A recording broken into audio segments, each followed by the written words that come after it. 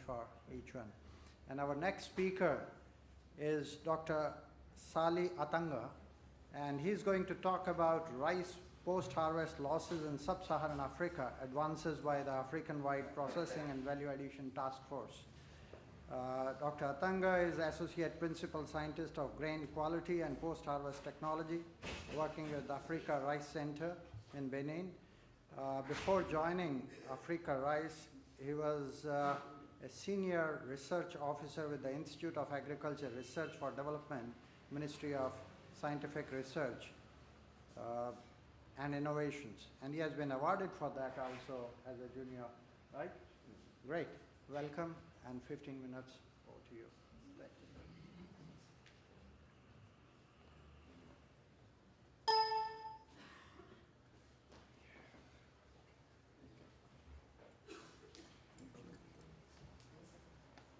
Thank you. Okay. Thank you very much and good afternoon.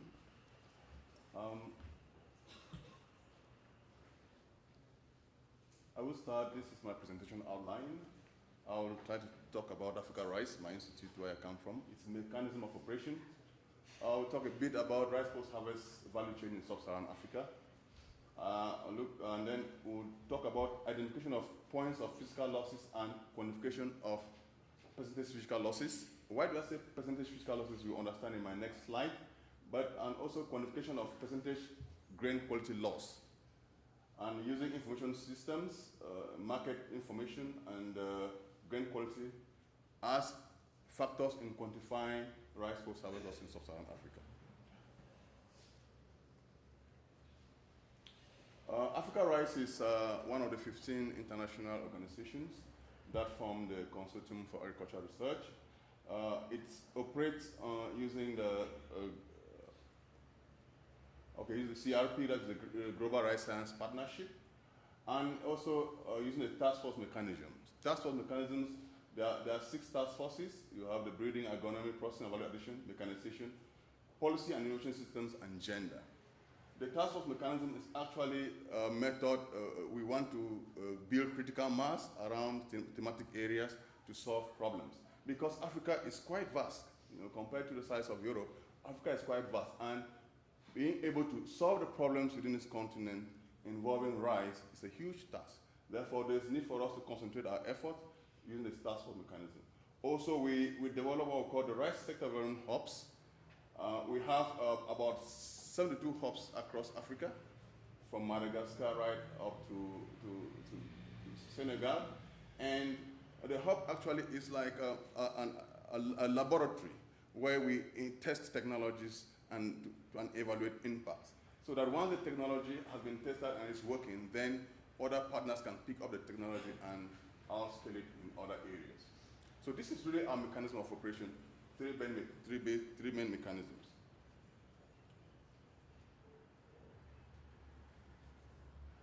I'll quickly talk about the post-harvest value chain in Africa. I think we have talked about this so much this morning. From harvesting right down to marketing. Everything is done in the crude way. From harvesting, you can find that there is no attention paid on harvesting time. Or the harvest, they look at people are harvesting rice here in water. This is really wrong. And this is field stacking. They just harvest and they dump it in the field for about 1 week. And you find this is dumped on water. And then threshing, women are involved, youth are involved, but using local methods. This is 95% of the cases. This is what is happening. Okay, this is not that we are saying this is just 5%. No, 95% of cases are done. Drying is, you see this man, he's dried this rice and he's moving on it. He has his legs on it. Milling, same. Very rudimentary mills. These are the Engable type mills. We know that these mills cause a huge amount of breakages. Cleaning still very primitive. Parboiling, we are using cast iron drums, very inefficient stoves. Marketing, still sold, unbranded, non-packaged. So the rice actually has no identity. The quality is very poor. This is parboiled rice. Look at high amount of breakings. So these two factors lead to, all of this leads to physical grain loss, which I call PGL, and quality grain loss. So we have two issues here, the physical losses and the quality losses.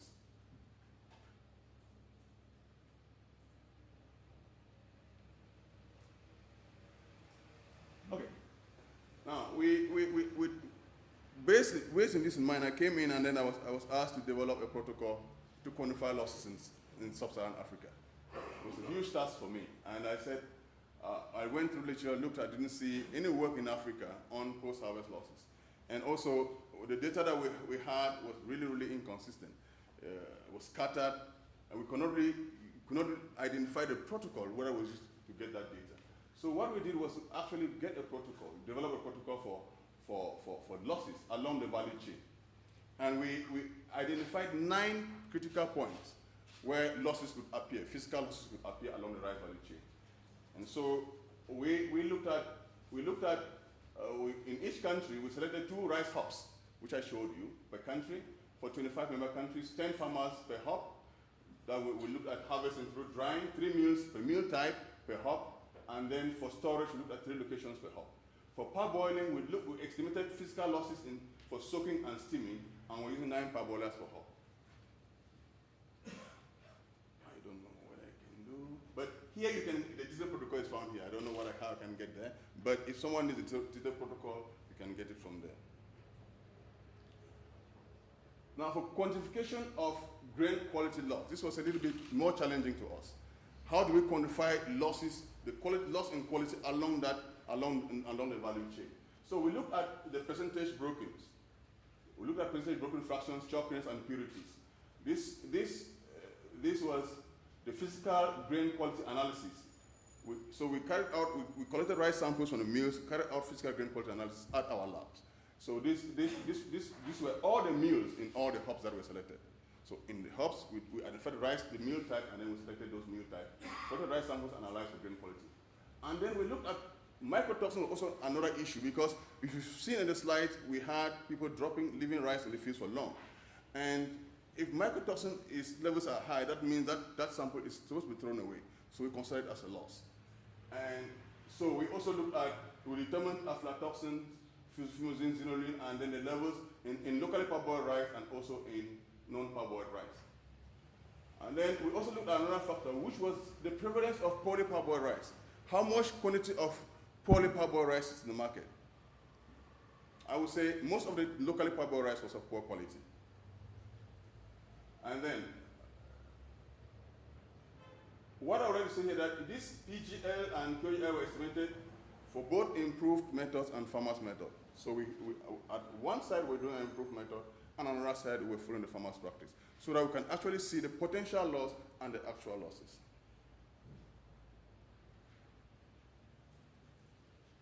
The next thing for us to do was now to be able to quantify those the grain quality loss in terms of market value. So we used two different approaches. First, we did experimental auctions to elicit willingness to buy and willingness to pay. That means how much price are people willing to pay for a rice of a certain quality.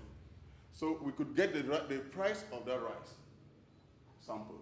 And then we map consumer preference also, and for price, grain quality, to be able to know, okay, if in this market, if we buy this quality of rice, how much was it bought for, and what is the grain quality? The next thing we did was to assemble the production statistics from AfricaRice, ERI, FAO, and USDA, so that from that production statistics, we could infer and say this is actually the amount of losses that we have. So in terms of, these are the preliminary results for 3 countries, Cameroon, Gambia, Nigeria, Uganda. These are just preliminary results. This gives us, here we present you the percentage harvesting losses, tackling transport to threshing area, manual threshing, drying, parboiling, milling, storage. And it gives something around a total loss of about 41.6%. This is physical grain loss. Now, this is what we got in terms of quality losses. For this is for different countries, Benin, Cameroon, right down to Uganda. You could see that, for example, in Côte d'Ivoire, we could have almost 65% of the grains were broken. almost 65% of the grains were broken. And in Senegal, we also had about 6% of the rice was made of impurities. How do we then use this data to calculate the percentage loss? And this is what we did on experimental auctions.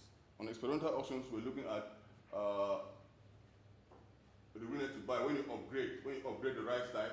So before testing and after testing, we did experimental auctions to actually see how much people are willing to pay for a certain rice grade. And this was actually done for parboiled rice. Use premium quality parboiled rice, and then compared with traditional parboiled rice. Use broken rice compared with homogeneous rice, and then we used also local produced rice compared to imported rice. So you could see, I don't know why this light is going. So you could see this is the willingness to upgrade. So people are willing to upgrade from a poor quality rice to an improved rice, and this is the willingness to pay for. Here we have the non-parboiled rice that is homogeneous. This is an improved parboiled rice, and this is the traditional parboiled rice. So from here we could get what is the price difference.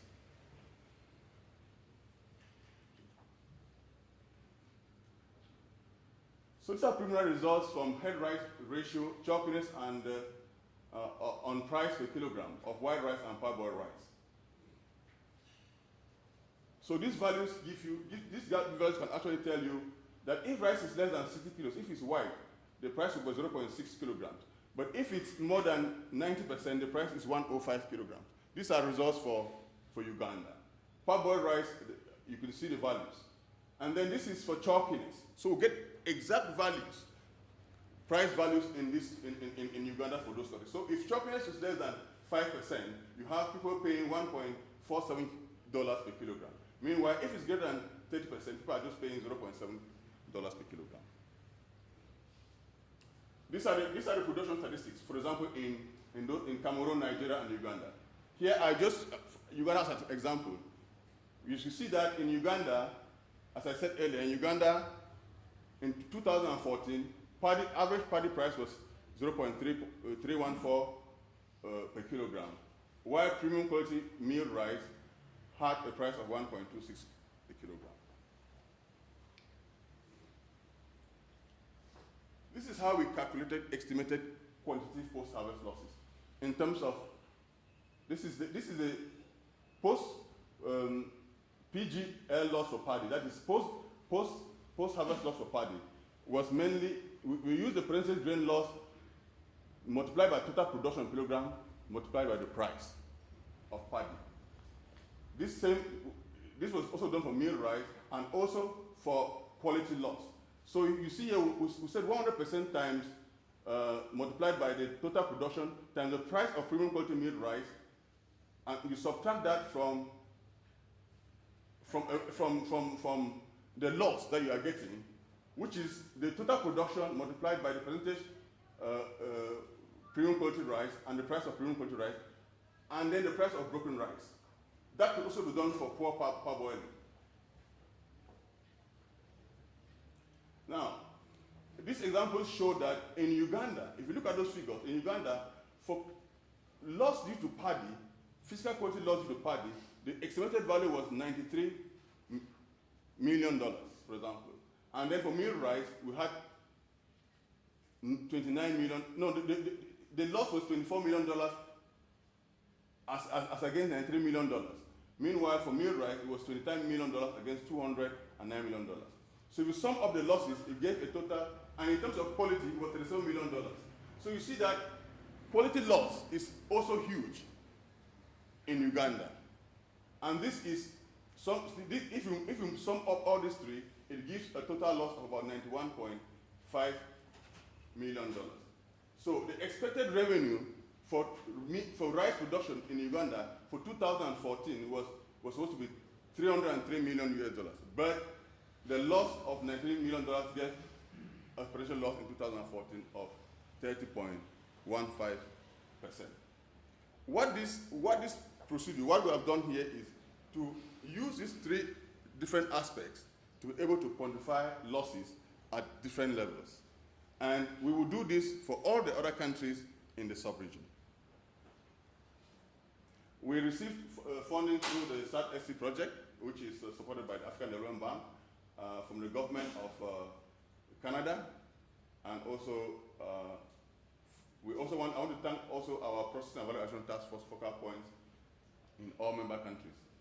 I would like to end by saying that Africa is huge, but the funds that we have are very limited. So we are asking for partners to partner with us to make sure that we collect useful data on post-harvest loss in the continent. Thank you very much.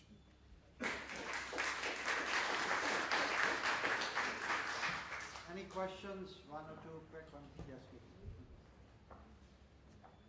Yeah, go ahead.